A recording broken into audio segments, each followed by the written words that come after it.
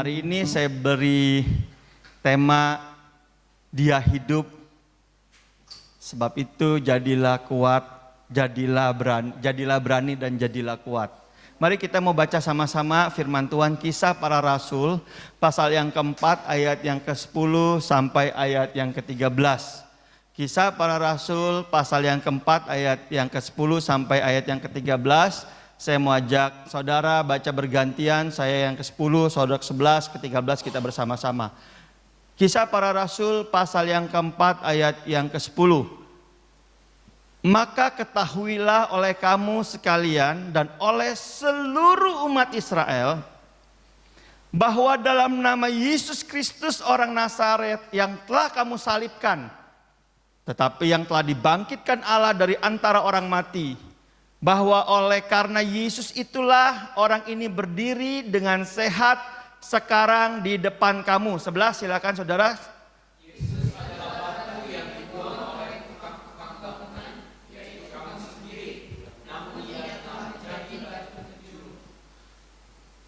12 Dan keselamatan tidak ada di dalam siapapun juga selain di dalam Dia, sebab di bawah kolong langit tidak ada nama lain yang diberikan kepada manusia yang olehnya kita dapat diselamatkan. 13 sama-sama.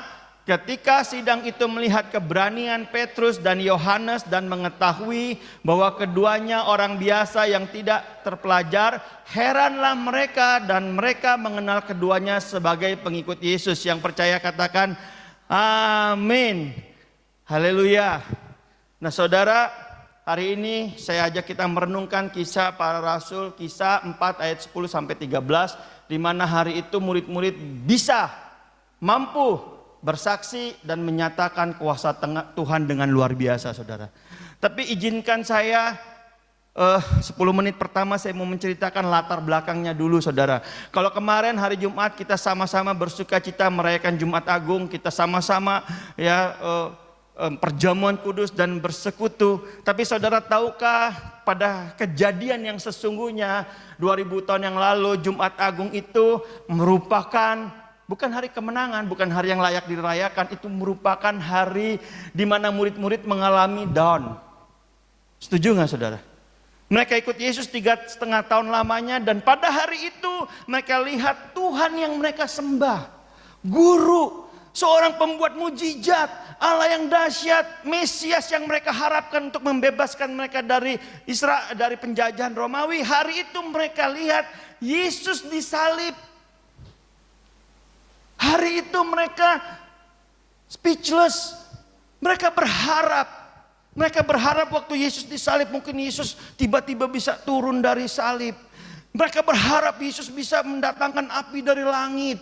Mereka berharap Yesus buat mujizat dan sesuatu yang besar terjadi. Mereka berharap ada sesuatu yang luar biasa. Tapi sampai pada jam 3 sore, 4 sore,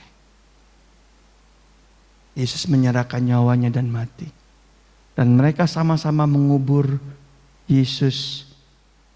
Dan mereka hari itu pulang seperti tentara kalah perang. Down. Semua harapan mereka ikut Yesus selama 3,5 tahun hilang, saudara. Mereka merasa selesai. It's over. Ya sudah. Kita kembali mulai dari awal. Yang pemungut cukai silakan kembali jadi tukang pajak. Yang nelayan silakan kembali bernelayan.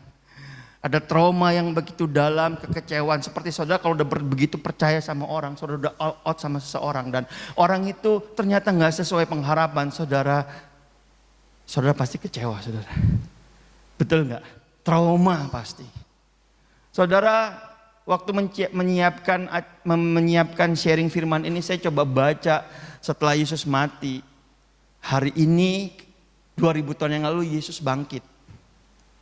Dan waktu Yesus bangkit, Yesus menyatakan dirinya kepada Maria. Betul ya? Waktu Maria cerita kepada murid-murid, gak ada satupun muridnya yang percaya. Sampai satu kali murid-muridnya kumpul, Yesus bilang shalom alaihim. Damai sejahtera bagi kamu. Waktu mereka melihat Yesus, saudara, Mereka kaget, mereka semangat, mereka antusias.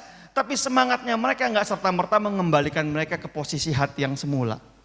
Betul ya? Kayak udah, aduh.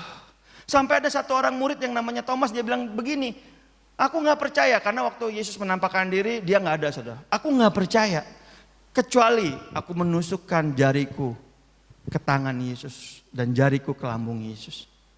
Dia nggak percaya. Lalu serang berapa waktu yang kemudian, pada waktu mereka kumpul lagi murid-murid 12 orang, 11 orang tepatnya bersama Thomas, Yesus muncul, saudara. Thomas, silakan.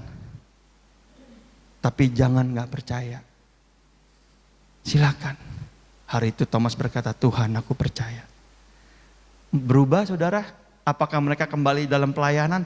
Enggak loh saudara. Mereka kembali jadi nelayan. Sampai satu kali ketika Thomas, ketika Petrus, ketika Nathanael mereka lagi ambil ikan saudara. Kalau saudara baca nanti Yohanes pasal 21. Yesus muncul lagi. Ada nggak sarapan? Nggak ada, tebarkan jalamu ke sebelah kanan. Lalu mereka dapat 153 ekor ikan. Saya coba membayangkan 2 kali mereka ketemu Yesus enggak membuat mereka berbalik kepada panggilan. Mereka udahlah profesi. Sampai waktu Yesus 3 kali menampakkan diri. Dan hari itu yang ketiga kalinya Yesus bertanya kepada Petrus. Petrus apakah engkau mengasihi aku? Yesus disangkal Petrus 3 kali. Yesus menampakkan diri 3 kali. Dan yang ketiga kali Yesus bertanya. Petrus apakah engkau mengasihi aku? Kalau gitu gembalakan domba-dombaku. Ayo kembali kepada panggilan, ayo kembali kepada visi. Ternyata saudara, rasul-rasul mengalami proses panjang. Sampai keyakinan mereka tentang Kristus mengkristal. Saudara paham maksud saya saudara? Sampai satu kali setelah 40 hari berulang-ulang kali lamanya. Berulang-ulang kali Yesus menampakkan diri pada satu kali. Kalau saudara baca kisah 1 nanti Yesus terangkat ke surga. Dan sebelum mereka terangkat ke surga, Tuhan kasih pesan amanat agung saudara. Nah, bukan amanat agungnya, tapi yang saya mau beritahu adalah setelah kisah 1, kita hari ini baca kisah 4. Kalau saudara baca kisah 4, saudara akan lihat ada pribadi, ada karakter, ada apa ya, keberanian, ada kedewasaan, ada kedahsyatan yang murid-murid alami. Selama mulai dari Yesus mati sampai Yesus naik ke surga sampai mereka berproses. Amin saudara. Ada sesuatu yang berubah. Nah yang berubah itu apa? Itu yang saya mau kita sama-sama hari ini sadari saudara. Ada keyakinan di dalam Tuhan. Kenapa? Karena mereka ngalamin proses bersama Tuhan. Dari mereka 3,5 tahun sama-sama mengabdi. Mereka down, mereka nggak lihat pertolongan Tuhan, bahkan mereka melihat Tuhan yang mereka sembah mati, mereka lihat Tuhan yang mereka sembah bangkit. Nggak membuat juga mereka kembali ke jalur mereka sampai mereka melihat Yesus naik ke surga. Sampai mereka lihat sendiri, ngerasain sendiri. Ternyata itulah yang mengubah murid-murid saudara. Nah pertanyaan yang sama saudara, saya mau ajukan buat kita semua hari ini. Apakah saudara sudah mengalami proses yang mengkristal bersama Tuhan. Sehingga saudara punya keyakinan yang teguh. Apapun yang saudara hadapi, apapun yang saudara jalani, saudara percaya Yesus adalah Tuhan. Saudara bisa nangkep maksud saya. Kenapa? Karena murid-murid yang 3,5 tahun bersama mereka pun waktu mereka melihat Yesus mati, kocar-kacir saudara. Yesus sudah bangkit sekalipun, Yesus ketemu mereka 3 kali, ini aku hidup. Mereka gak kembali kepada Tuhan loh. Mereka jalanin hidup mereka masing-masing. Sampai kepada pertemuan yang ketiga. Sampai mereka melihat sendiri Yesus naik ke langit dan tertutup oleh awan. Di situ mereka tahu Yesus adalah Tuhan. Sungguh-sungguh Tuhan. Setelah sekian lama ngalamin bersentuhan sama Tuhan. Mereka jadi rasul. Mereka memberikan nyawa mereka sampai mati. Nah ini penting saudara.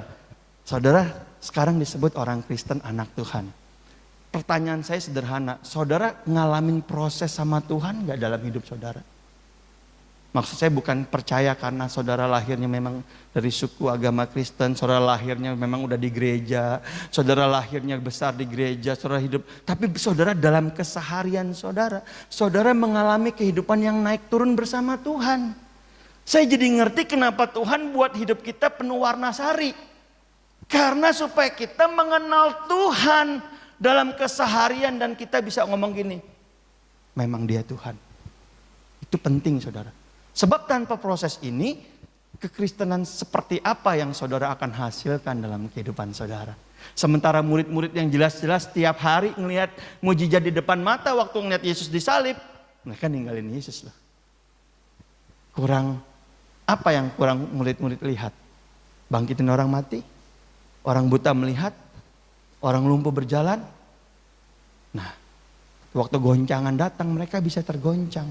Itu sebabnya saudara, saya mau pastiin bahwa semua kita mempunyai proses benar bersama Tuhan. Yang membuat iman kita bertumbuh. Nah makanya saudara, saya hari ini mau ajak saudara sama-sama merenung, mereview. Apakah saudara yakin Yesus sudah mati bagi dosa saudara? Yakin gak saudara? Yakin gak? Apakah saudara yakin saudara sudah diselamatkan? Saya juga bingung, kenapa terakhir saya sharing ke sini, saya khotbah di sini, saya bilang ada orang-orang yang meragukan Tuhan. Tapi minggu ini saya juga ketemu lagi dan ketemu lagi, kemana aja di jalan pokoknya bisa aja ketemu gitu. Orang yang mempertanyakan, aku takut mati, aku nggak tahu aku masuk mana. Nah saya mau yakinkan saudara, apakah saudara sudah benar-benar yakin bahwa Yesus datang ke dunia, mati bagi dosa Anda? Dan saudara sekarang adalah orang kudus. Kenapa? Karena saudara sudah disucikan oleh darah anak domba Allah. Amin. Satu kali selamanya. Nah yang kedua saudara, apakah saudara yakin bahwa dia telah bangkit dan menang atas maut? Yakin gak saudara bahwa Yesus hidup? Yakin gak saudara maut tidak berkuasa lagi atas Yesus? Dan kalau maut itu tidak berkuasa lagi atas Yesus, maut tidak berkuasa atas saudara. Yakin gak saudara? Bahwa di dalam Yesus, kuasa kegelapan sudah dikalahkan. Dan karena Yesus ada di dalam saudara, mereka gak bisa mencelakai saudara. Mereka gak bisa membuat hidup saudara berantakan. Karena Yesus pegang kendali sepenuhnya. Yakin gak saudara? Kalau gak yakin, saudara akan, enggak lah, gak siap. Kayak tentara kalau mau perang, amunisi gak cukup, ragu-ragu. Padahal Yesus sudah lakukan segalanya untuk saudara siap dalam segala yang saudara harus hadapi. Karena dia hidup. Dia nggak cuma hidup saudara, yakinkah saudara bahwa dia bukan cuma sekedar bangkit, dia naik ke surga, duduk di sebelah kanan Allah, artinya dia memerintah. Saudara tahu semua yang saudara alami hari ini nggak lepas dari Tuhan, nggak lepas dari pengamatan Tuhan. Tahukah saudara bahwa saudara adalah biji matanya Tuhan? Nggak lepas. Semua yang saudara alami Tuhan tahu. Dan Tuhan pegang kendali saudara. Nah, kenapa murid-murid begitu luar biasa saudara? Kenapa murid-murid begitu luar biasa?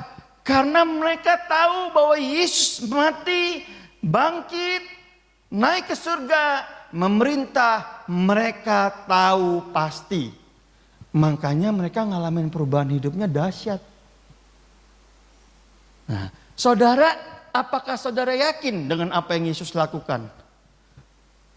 Dan setelah kematian, bukan cuma mati, ada pertanggungjawaban. Setelah mati, ada terusannya, saudara. Surga atau neraka, memerintah bersama Kristus atau menderita di tempat yang penuh dengan kertak gigi. Saudara akan ngalamin itu, saudara. Jadi kekristenan yang kita jalani bukan cuma sekedar agama, liturgi. Kekristenan kita jalani adalah real life. Benar-benar hidup yang nyata saudara. bukan halu. Benar saudara.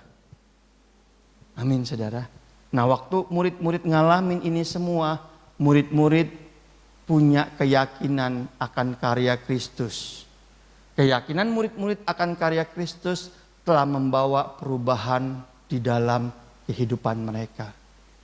Kalau saudara nggak ngalamin perubahan, saya nggak ngalamin perubahan, mungkin karena kita nggak punya keyakinan, nggak punya pengalaman, nggak punya sentuhan dengan pribadi yang namanya Yesus. Setuju nggak saudara? Saudara setuju nggak apa yang saudara semua kita alami? Semua yang Tuhan izinkan kita alami. Supaya kita ngalamin sentuhan pribadi dengan Yesus. Sentuhan dengan Tuhan. Supaya kita tahu bahwa Dia adalah gembala, kita adalah domba. Supaya kita ngerti Dia adalah Tuhan, kita adalah umatnya. Bahwa Dia adalah pribadi yang harus disembah dan kita adalah penyembah-penyembahnya. Waktu murid-murid ngalamin ini, saudara semua murid-murid ditransformasi, murid-murid berubah menjadi pribadi yang radikal, yang luar biasa. Nah, hal-hal apa aja yang telah berubah dalam diri murid-murid? Yang pertama, saudara, kalau saudara tadi baca ayat 10, maka ketahuilah oleh kamu sekalian. Oh, saya ceritain dulu latar belakangnya. Latar belakangnya gini, saudara. Murid-murid berkumpul di loteng Yerusalem, kisah 2. Mereka dalam posisi ketakutan karena mereka buron. Ya, kalau ibarat pemberontak, Yesus sebagai pemberontak sudah ditangkap, mati dibunuh. Sekarang pengikut-pengikutnya kocar-kacir kan.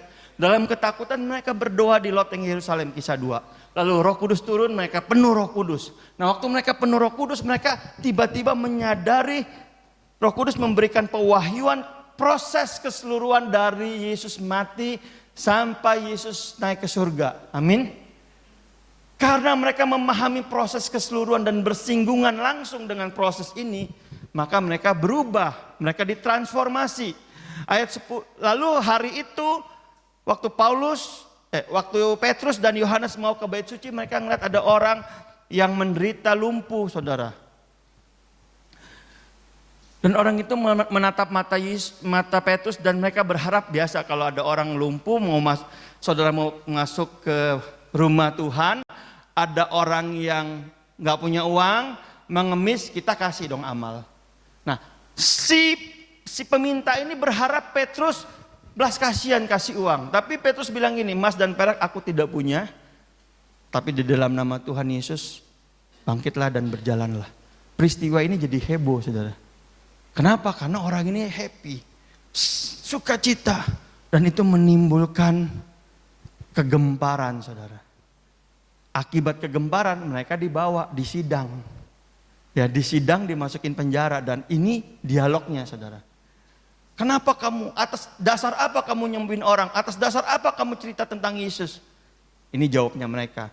Maka ketahuilah oleh kamu sekalian dan oleh seluruh umat Israel bahwa nama Yesus Kristus, orang Nazaret yang telah kamu salibkan, tetapi yang telah dibangkitkan Allah dari antara orang mati.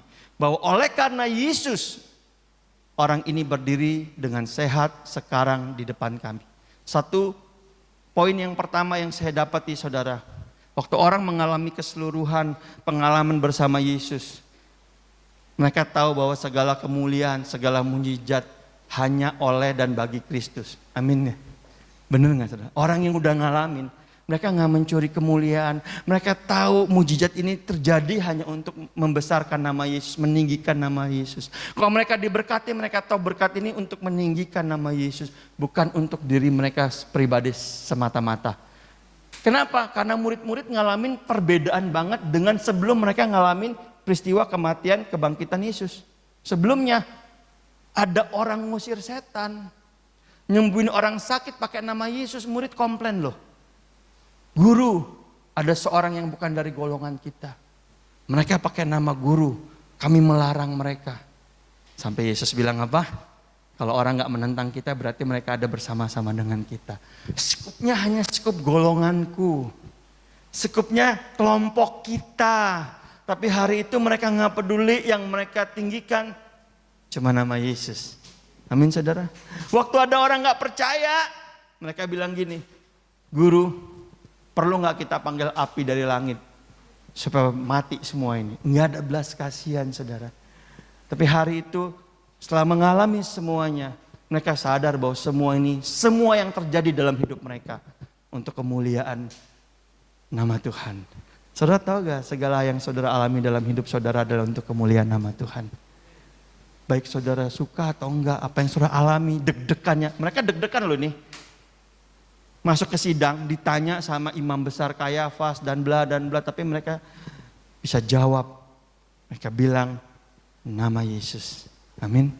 Sadari saudara, apapun yang saudara alami, Tuhan izinkan supaya nama Tuhan dipermuliakan. Yang kedua saudara, mereka bilang begini, Yesus adalah batu yang dibuang oleh tukang-tukang bangunan, yaitu kamu sendiri. Namun ia telah menjadi batu penjuru.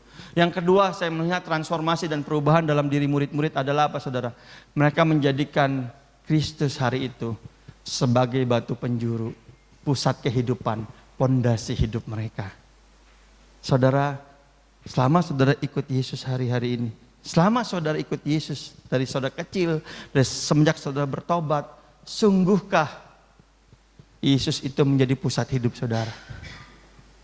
Everything dalam hidup saudara adalah tentang Yesus.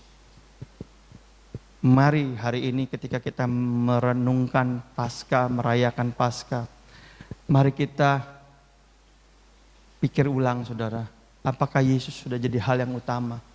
Yang pertama, bukan ambisi kita. Ambisi boleh, tapi bukan itu yang utama.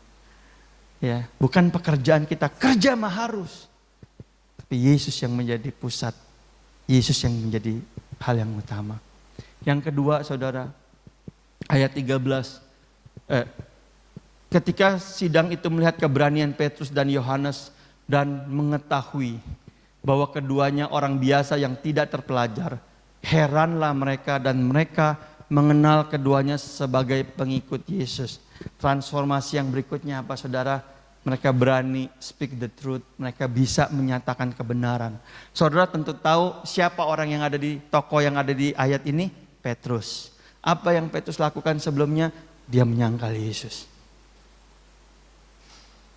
Kamu pengikutnya ya? Enggak. Bener enggak? Enggak, kamu orang Galilea nih, logatnya logat Bali. Enggak, aku enggak kenal Yesus. Enggak, pasti salah orang. Enggak, saya tahu kamu sering bersama dengan dia. Sampai Petrus bilang ini, sumpah aku enggak kenal. Dalam bahasa aslinya, sumpah aku enggak kenal. Siapa dia? Aku enggak kenal. Tapi hari itu, di dalam pengadilan itu, di depan orang banyak, Petrus tiba-tiba menjadi pribadi yang berani berbicara sekalipun mereka dikenal sebagai orang yang tidak terpelajar. Tapi mereka berkata jujur apa yang mereka ketahui tentang Yesus. Padahal hari itu mereka bisa saja terancam maut, dibunuh. Dahsyat ya. Ternyata pengalaman bersama Kristus mentransformasi, membawa perubahan dalam hidup Petrus. Yang terakhir sekolah. Tetapi mereka bilang gini, tetapi Petrus dan mereka bilang pokoknya oke, saya lepasin kamu tapi jangan ngomong soal Yesus lagi ya. Kalau kamu ngomong soal Yesus, kamu akan kami aniaya, kamu akan dimasukin penjara. Lalu jawab mereka gini, tetapi Petrus dan Yohanes menjawab mereka, silakan kamu putuskan sendiri, manakah yang benar di hadapan Allah? Taat kepada kamu atau taat kepada Allah? Sebab tidak mungkin bagi kami untuk tidak berkata-kata tentang apa yang telah kami lihat dan apa yang telah kami dengar. Saudara, tahukah saudara dalam keseharian kita setiap hari, setiap waktu, kita selalu diperhadapkan kepada apakah saudara akan taat kepada Allah ataukah saudara akan taat kepada aturan dunia. Saudara harus taat kepada Allah atau saudara tunduk kepada filsafat-filsafat dunia. Saudara harus taat kepada apa yang saudara dengar dari Tuhan, ataukah saudara harus ikut pada kenyataan dan logika? Betul nggak saudara? Setiap hari, setiap waktu. Semalam saya merenungkan saudara, ya, kita ini iman kita sangat dibatasi oleh pengetahuan. Betul ya? Ada seorang perwira, dia datang ke Yesus. Matius pasal yang ke-8. Dia bilang ini, Tuhan Yesus, tolong sembuhkan hambaku terbaring. Yesus bilang gini, oke, baik, aku akan datang ke rumahmu untuk menyembuhkan. Terus perwiranya ngomong apa? Yesus nggak perlu datang. Cukup Yesus perintahkan saja, maka hambaku itu akan sembuh. Yesus kaget-kaget. Yesus bilang gini, loh, kok ada orang bukan Yahudi tapi imannya sebesar ini? Selalu ada penjelasan. Ayat 9 bilang gini, Tuhan, karena aku adalah seorang perwira. Kalau aku bilang sama anak buahku pergi, datang, taat aja. Dan aku percaya sebagai seorang perwira, komandan, aku percaya kalau Yesus bilang sembuh, ya sembuh. Iman dan pengetahuan dia, kebiasaan dia, budaya yang dia bangun, membawa dia kepada iman yang dahsyat sampai Yesus kagum. Iman dibatasi pengetahuan. Saudara tahu Abraham dijanjin sama Tuhan, oleh keturunanmu lah bangsa-bangsa akan diberkati. Keturunanmu akan banyak seperti bintang-bintang di langit. Dia berangkat, saudara, berjalan ke tanah Kanaan, usianya 75. Tunggu sampai 85. Enggak punya anak 10 tahun. Lalu Mama Sarah kasih Hagar. Abraham bilang, puji Tuhan. Jawaban doa. Lalu akhirnya setahun kemudian 86 dia punya anak, saudara, Ismail. Nah, pada waktu umur dia 99 Tuhan datang lagi untuk ngingetin, Abraham, aku telah berjanji, lewat keturunanmu engkau akan menjadi bangsa yang besar. Engkau akan mewarisi Kanaan. Bangsa-bangsa diberkati lewat engkau. Abraham bilangnya apa? Dia ketawa loh, saudara. Tuhan yang berfirman, dia ketawa. Saudara baca nanti kalau nggak percaya. Lalu dia bilang gini, Tuhan, seandainya Ismail berkenan kepadamu. Dia kasih Tuhan alternatif yang lebih logis. Ini loh Tuhan, anak saya udah usia 13 tahun. Lebih logis kalau begini Tuhan. Tuhan bilang gini, enggak. Sarah lah akan melahirkan tahun depan. Dan kamu akan memberi dia nama Ishak. Dia kasih Tuhan alternatif. Kenapa? Ayatnya jelasin. Karena dia tahun depan udah usia 100 dan Sarah berusia 90. Secara logika, secara pengetahuan, secara budaya hari itu enggak ada nenek-nenek umur 90 punya anak. Enggak ada. Imannya Abraham, batasnya siapa? Batas yang membatasi iman Abraham apa? Pengetahuan. Pengetahuannya membatasi imannya. Apa yang membuat perwira itu punya iman yang dahsyat? Budaya dan pengetahuannya. Kalau atasan bilang jalan, ya jalan. Tembak, ya tembak. Tiarap, ya tiarap. Atasan bilang apa? Siap. Itu yang membuat dia terbangun imannya, saudara. Dan hari itu setelah lewatin proses panjang, murid-murid dibangun menjadi pribadi yang taat kepada Allah daripada manusia. Saudara tahu ketidaktaatan kepada Allah kosnya besar, saudara. Abraham harus berpisah dari Ismail karena ketidaktaatan. Seumur hidupnya dia melihat pertarungan antara keturunan Ishak dan keturunan Ismail. Besar kosnya. Nah, saya bertanya-tanya kenapa Tuhan izinkan kita ngalamin proses panjang dalam hidup kita. Jatuh, bangun, gagal, diproses seperti Abraham. Karena saudara mau dibawa Tuhan ke tempat-tempat tinggi. Makin tinggi tempatnya, makin panjang prosesnya. Amin, saudara. Amin, saudara. Oke, ayat 12. Transformasi perubahan apa yang terjadi pada murid-murid. Ayat 12 berkata, dan keselamatan tidak ada di dalam siapapun juga selain di dalam Dia.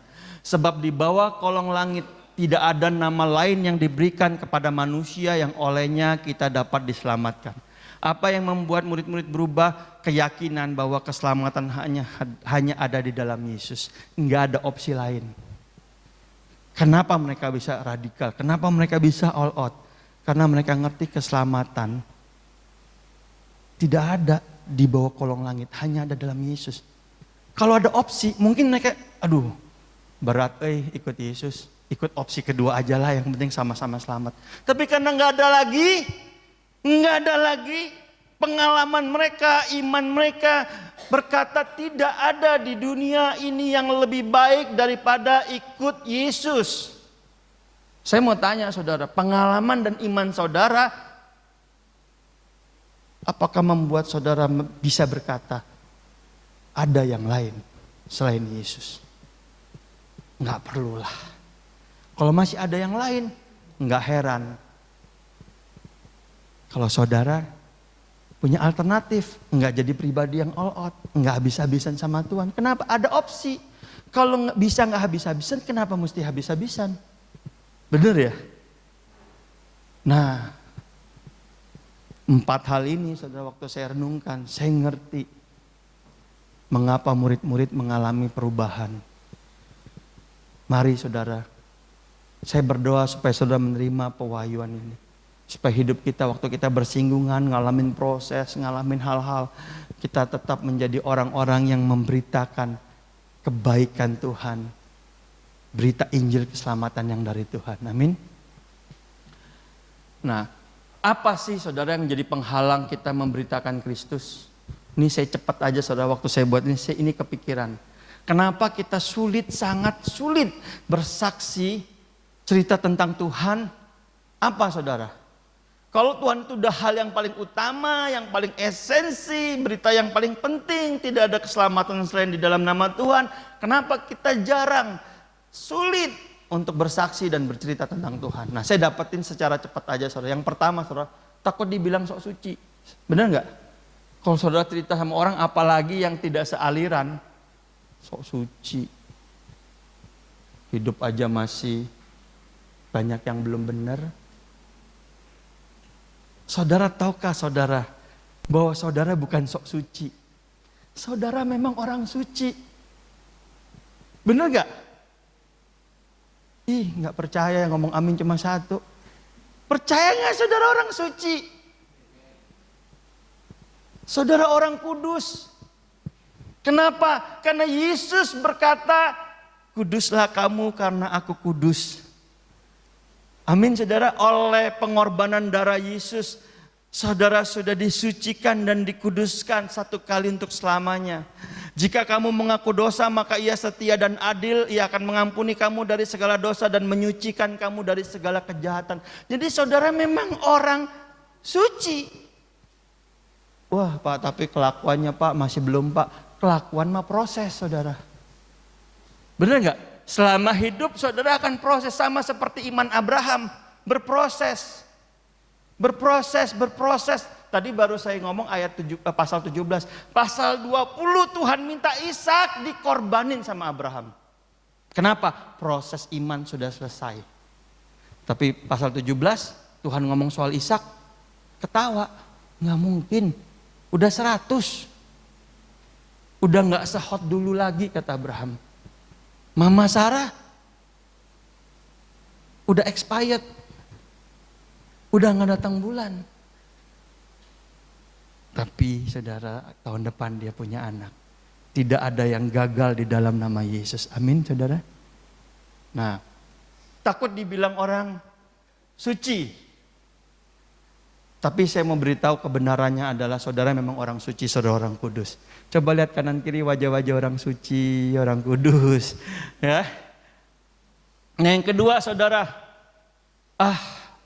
gimana mau ngomong orang, gimana mau cerita tentang Yesus, karena lawan bicara kita kehidupannya aja lebih baik. Lebih oke. Saudara, baik nggak baik itu kan yang nilai siapa saudara? Apa kita tahu semua tentang kehidupan orang itu? Belum tentu. Kita bisa ketemu orang-orangnya happy, ya nggak ada masalah, padahal di dalamnya hancur, kita nggak pernah tahu. Yang tahu siapa? Tuhan. Makanya kalau Tuhan taruh sesuatu, kesaksian, perkataan, pesan, ayo taat sama Tuhan. Karena bagi Dialah yang melakukan jauh lebih daripada apa yang kita pikirkan dan lebih daripada apa yang kita doakan. Amin saudara. Berikutnya apa saudara? Wah, kehidupan kita masih plain.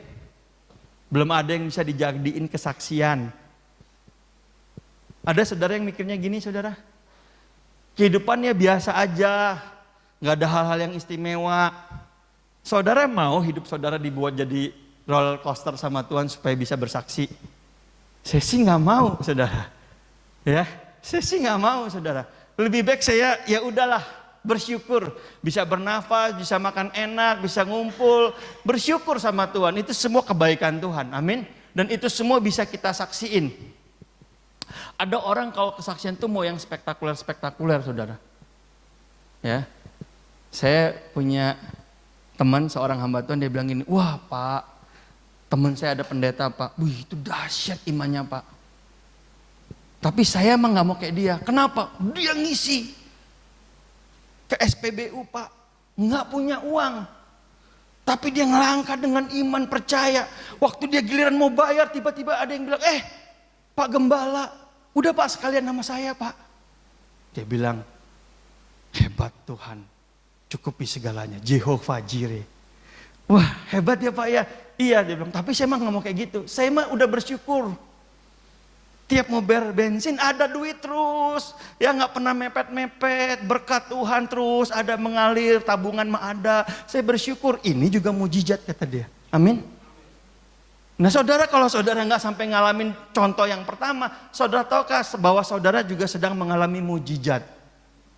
Mujizat cukup dan tersedia selalu, nggak mepet, itu mujizat saudara. Amin. Ya. Ada orang yang bilang, wah saya mah gak ada kesaksian Pak.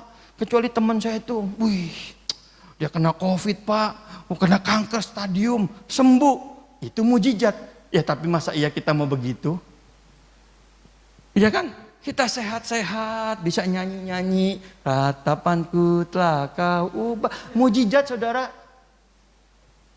Amin gak saudara? Mujizat loh saudara. Bisa happy, ketemu anak, pulang, fellowship, makan enak, menikmati kebaikan Tuhan, mujizat. Nggak perlu selalu dalam lembah kekelaman baru kesaksian kan? Nah saudara, ayo saudara. Nah paradigma ini harus dirubah. Supaya hidup kita dipakai Tuhan untuk menjadi kesaksian hidup. Amin saudara. Nah apa yang mesti disaksiin saudara? Kenapa? Ayo mulai bahwa milikilah pola pikir yang benar. Wah hidup saya plain, nggak roller coaster, nggak ada yang spektakuler, nggak. Semua hidup saudara spektakuler. Ada karya Tuhan di situ, ada jejak-jejak kebaikan dan kemurahan Tuhan di situ. Amin. Wah saya orang masih punya kekurangan, ntar dibilang sok suci. Enggak, emang saudara orang suci. Saudara orang kudus sudah dibenarkan oleh Yesus. Nah memiliki pola pikir yang benar, saudara itu penting. Kenapa? Ayatnya bilang gini. Jadi apabila anak itu memerdekakan kamu, kamu telah benar-benar merdeka. Tahu nggak? Yesus sudah mati buat saudara supaya saudara benar-benar merdeka. Jangan lagi aduh nggak enak. Aduh nggak enak nanti dikucilin. Lagi ngomong kumpul sama temen ngomongnya nggak sefrekuensi. Ya nggak apa-apa. Karena memang saudara bukan orang dunia.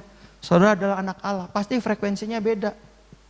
Lebih baik saudara sefrekuensi sama Tuhan dan disangkal oleh dunia daripada sefrekuensi sama dunia. Tuhan bilang, aku gak kenal dengan kamu, nyala kamu hai segala pembuat kejahatan. Lebih ngeri. Bener gak? Lebih ngeri saudara. Yakobus 4 ayat 4 bilang ini, sebab persahabatan dengan dunia adalah permusuhan dengan Allah. Saudara mau bersahabat dengan dunia, sama Tuhan dijadiin musuh. Amsyong saudara kalau jadi musuhnya Tuhan. Nah yuk punya pola pikir yang benar supaya saudara benar-benar tahu bahwa saudara sudah benar-benar merdeka.